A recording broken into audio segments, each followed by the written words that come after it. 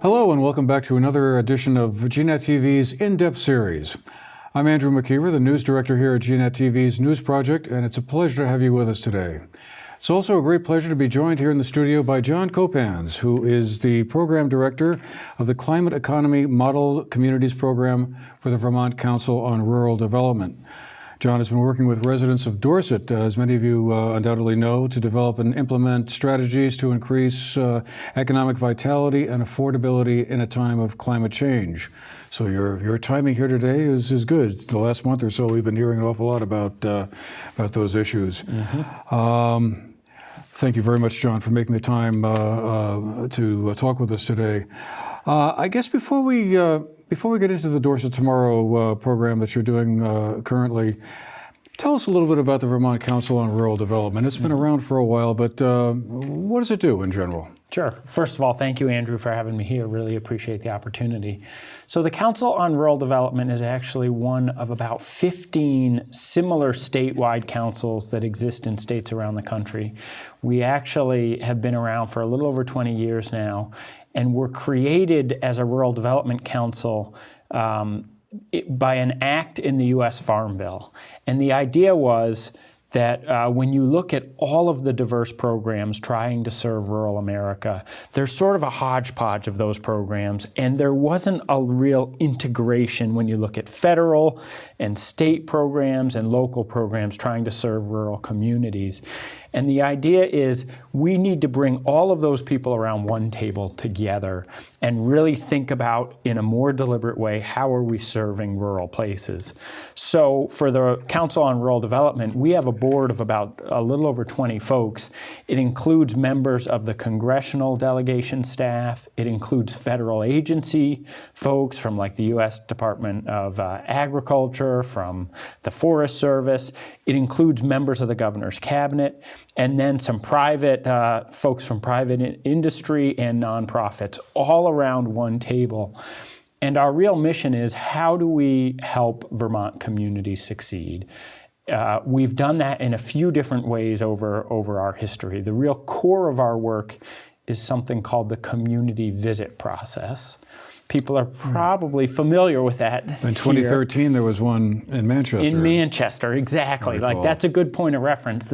It was called Manchester 2020, right. And there was one in Bennington in a similar time frame, actually. So, but the idea is bring a community together to really identify some key action points that they want to work on.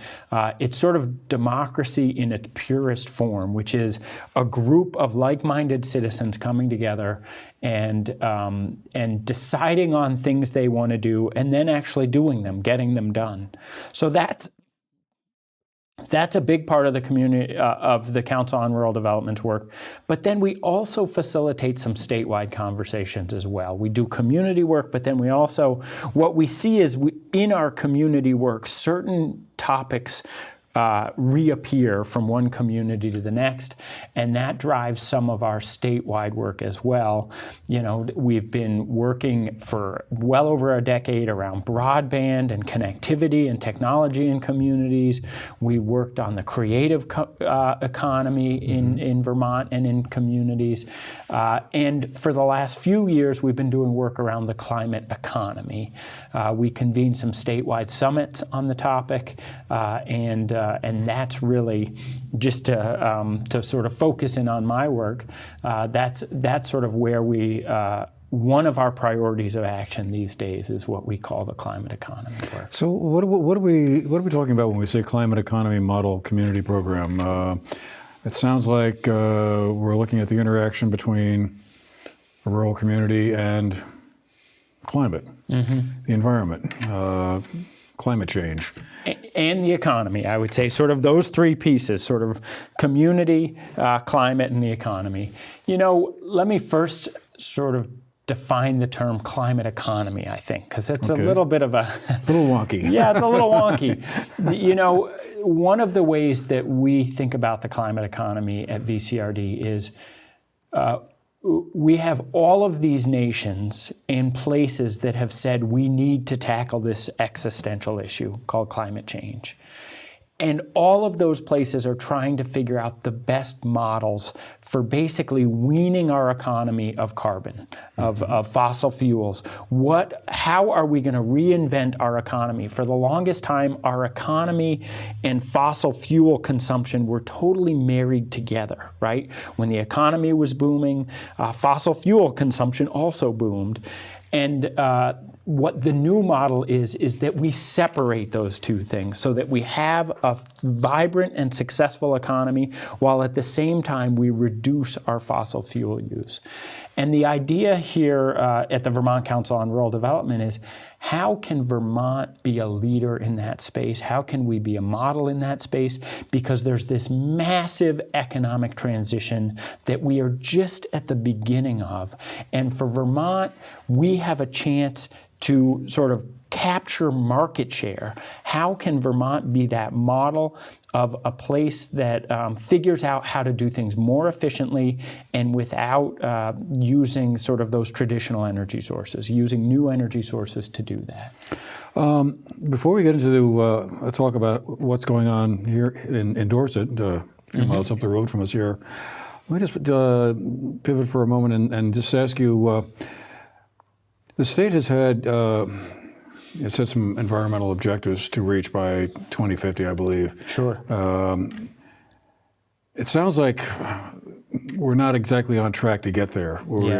I mean, is it your sense that some of those goals would just be too unrealistic to reach, or is there still time to kind of catch up? Because transportation obviously is one big factor that's going to be a really tough nut to crack. It's a conundrum, right? Transportation in particular. I guess I would say, in terms of your question, it seems to me that we've got to get there, right? Whether we're going to actually hit the milestone, the closer milestone by 2025, I think is a fair question, given it doesn't feel like we're going in the right direction. But I think what we see around the state of Vermont is a collective will that we've got to get there. And what we have to do is figure out the tools so that homes, so that businesses actually can all contribute to getting us there. And communities, I should say, sort of homes, businesses, and communities. What are the tools that they need to use energy more efficiently and to generate more energy from renewable sources? All of those things, our pace of uptake is not as quick as I think many people would like it to be. There's a flip side, though, to that, which is, if you would ask people 10 years ago about electric vehicles, cold climate heat pumps, even solar, right? 10 years ago, people would say, solar, that's just not that's not real in Vermont. Or it's too expensive. Or it's too expensive. Electric vehicles, similar. They'd be like, well, maybe for somebody, maybe a golf cart. The reality is, we've got 3,000 electric vehicles registered in the state of Vermont, and that curve is getting steeper, right? We got thousands of Vermonters who've invested in solar in their own homes. We've got thousands of Vermonters who've put cold climate heat pumps in. So what we see is that we're at the beginning of that transition for so many folks around the state. And I think a lot of what our work is figuring out how to increase the uptake. How does that curve really ramp up in a way? And how do we make sure it really benefits all Vermonters? I think sometimes there's a perception with some of these advanced technologies that it's only sort of for the elite Vermonters who can afford it. And I think one of our great challenges is to make sure those new advancements really benefit all Vermonters. Right, absolutely. Otherwise, we'll never scale up to what we need to get to. Yeah. Let's talk about Dorset then, and how that program there has been going. You guys have been meeting since August, I believe, and have a group of task forces set up.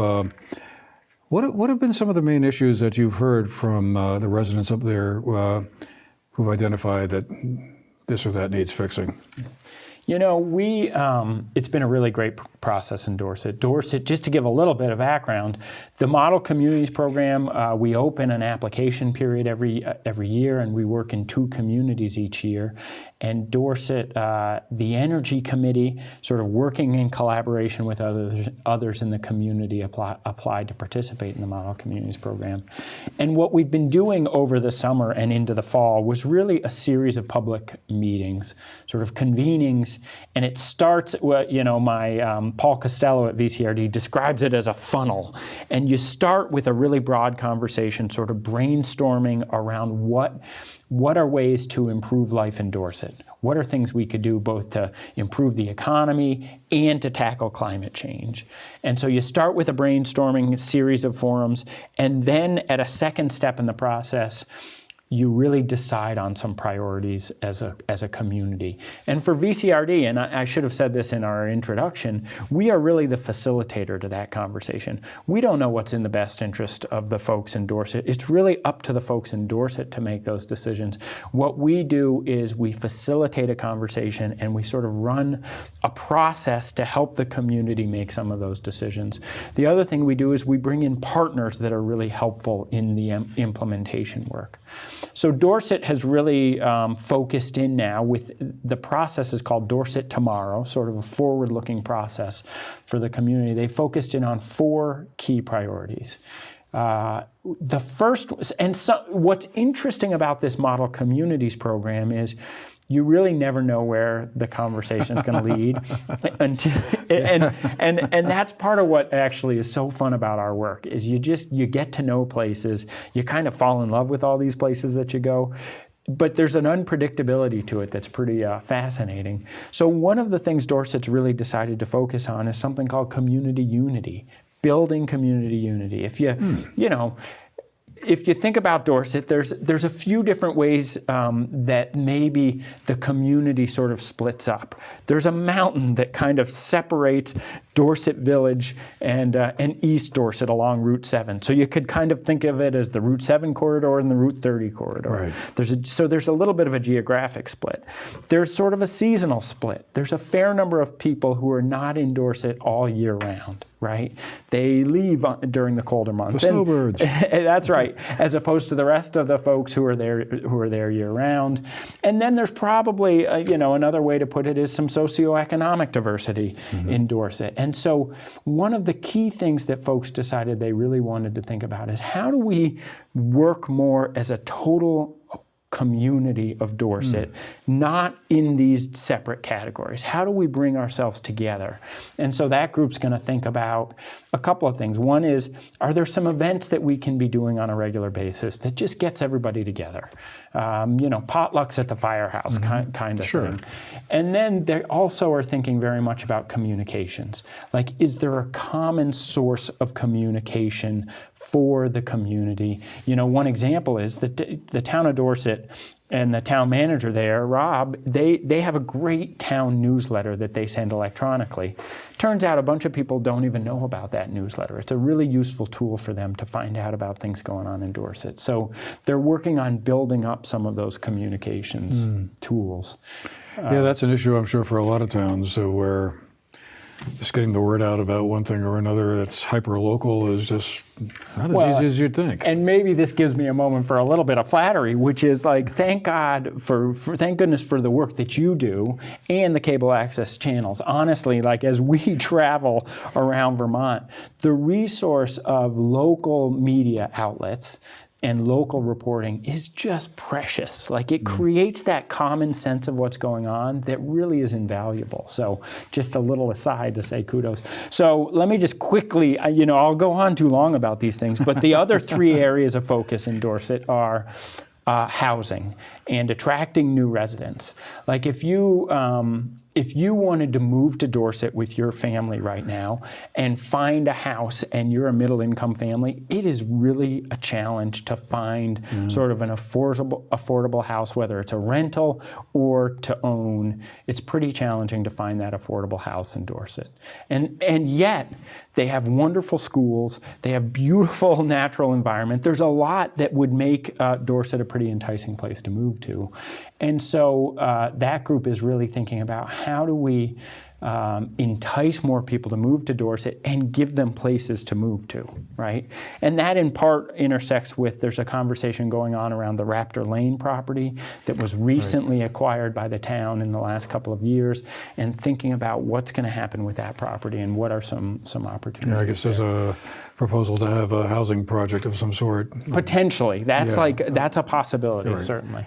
Or at Yeah. least a housing development of some sort there, along with hiking trails and other outdoor recreation things. I'll just mention quickly the other two priorities. There's a group working on energy issues.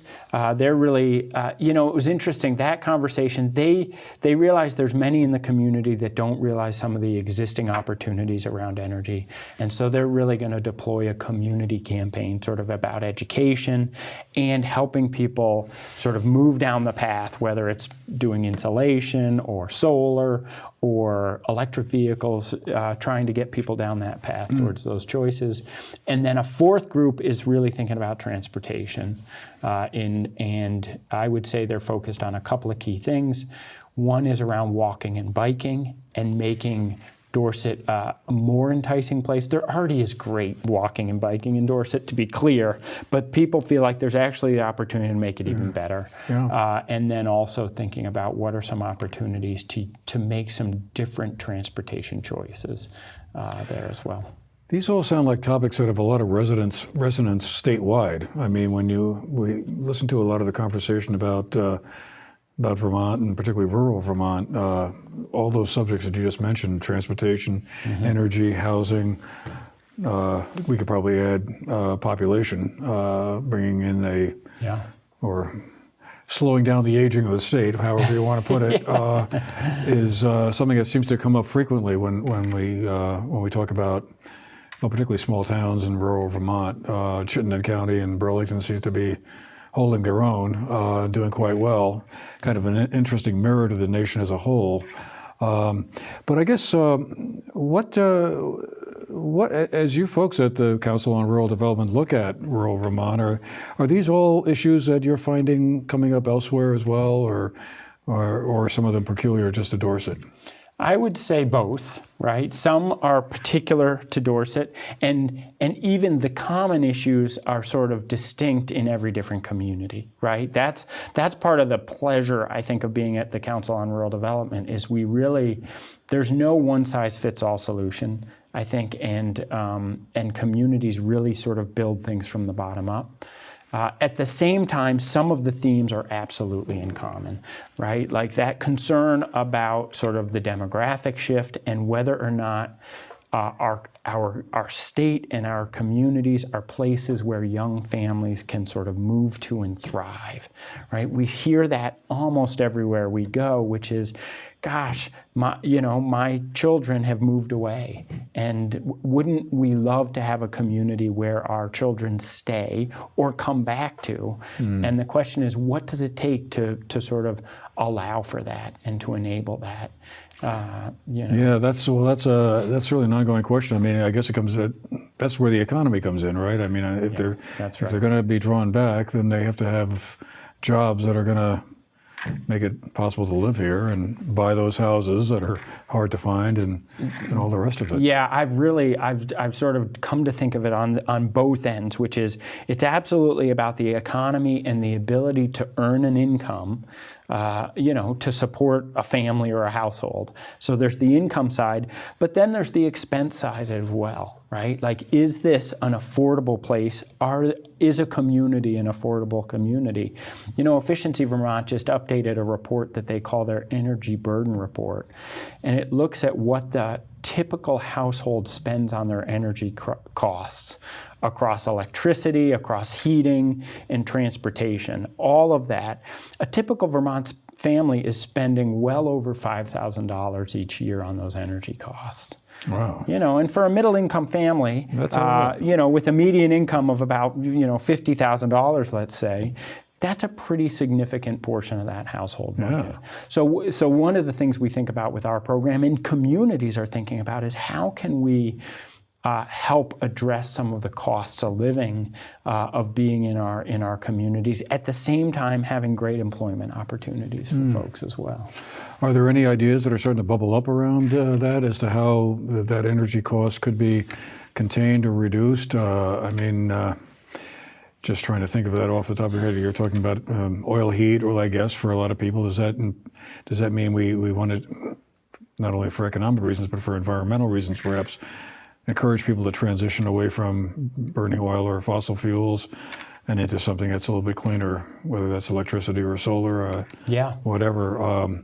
Or there's some other strategies that you're considering that would help us nudge things in that direction. I think fuel switching is like the perfect example, right? It's like, how do we, if you're currently in a car that's getting, let's say, 25 miles per gallon, that move, let's say it's time to replace that car, right? There is tremendous savings to be made if you go to a car that's getting 40 miles per gallon. Right, that 15 miles per gallon, or even better, if you look at the savings of going to an electric vehicle, over the life of that vehicle, there's tremendous savings in the increased efficiency of an electric vehicle, both just from a reduced energy cost, but also in a maintenance sense as well. Electric vehicles being much more easier to maintain because there's no engine, right? Yeah, fewer things to break down. As an electric vehicle owner myself, the kids and I have figured out the best way to identify a fully electric vehicle is there's no tailpipe,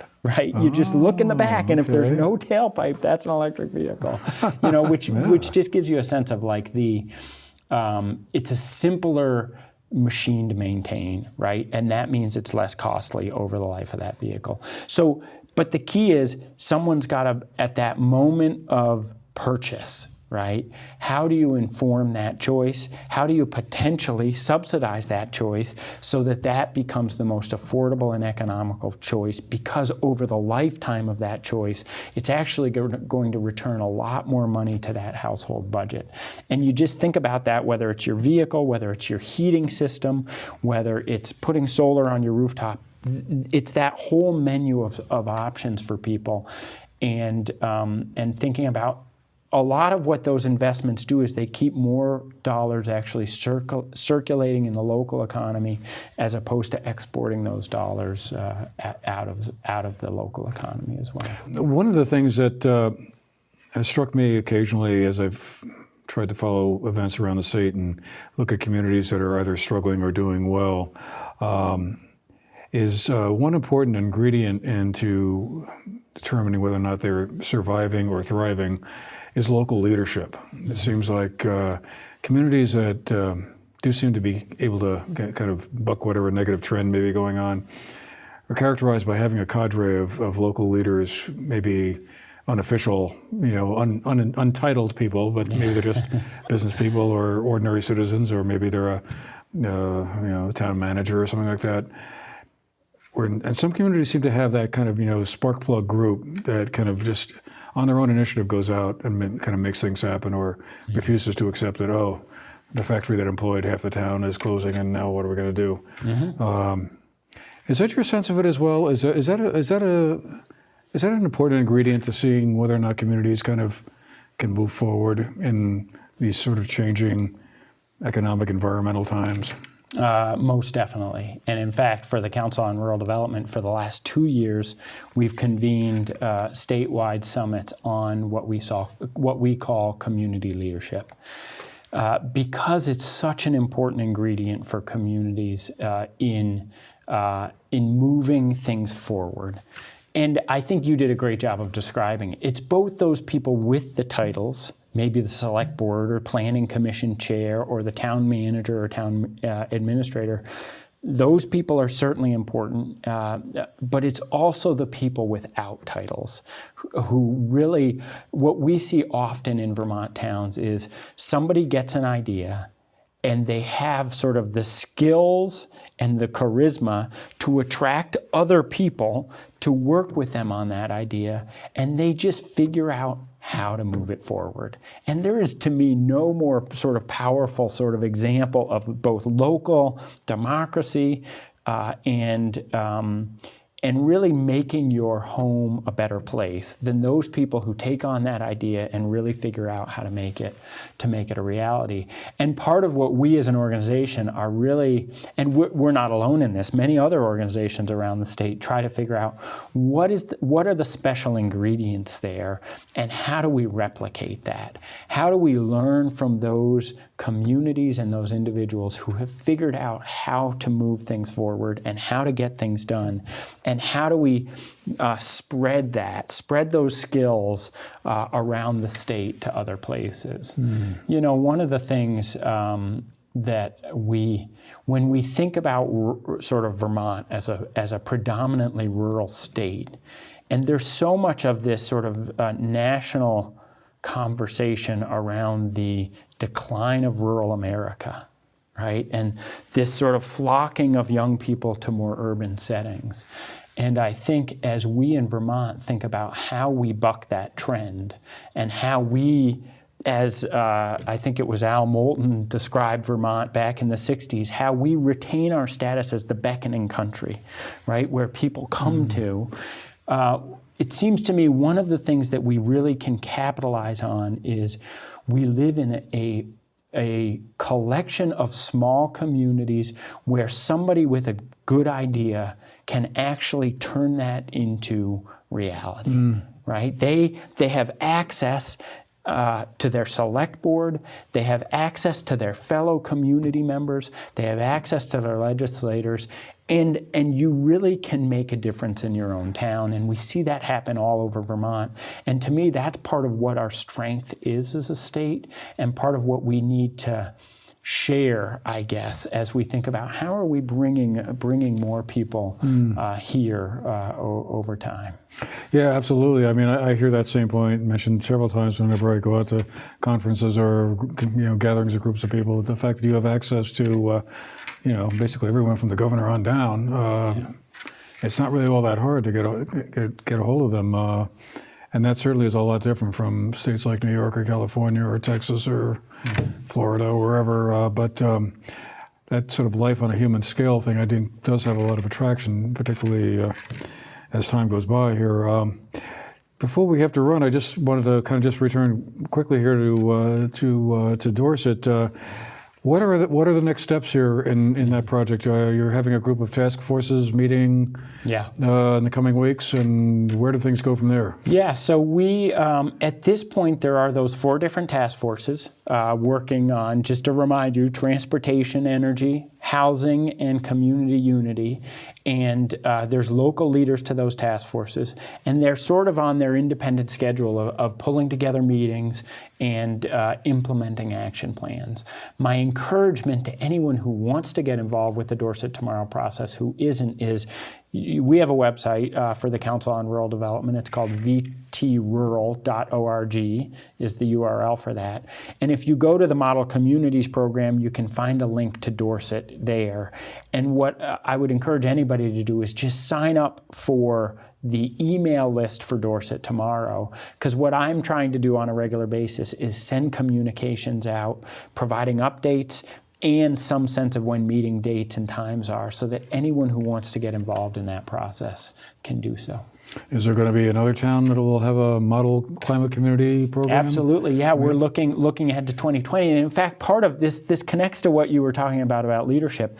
As we think about our work with the Model Communities program for 2020, we'll continue to sort of solicit interest and participate with one particular town, but we're also going to do a leadership program around the climate economy where we recruit leaders from many different towns who want to work on climate and energy and economy issues. And we'll bring them together as a group to do some training, some sort of peer learning with each other, and then project implementation back in their communities, and we'll support them in that work. So stay tuned for that in 2020. All right.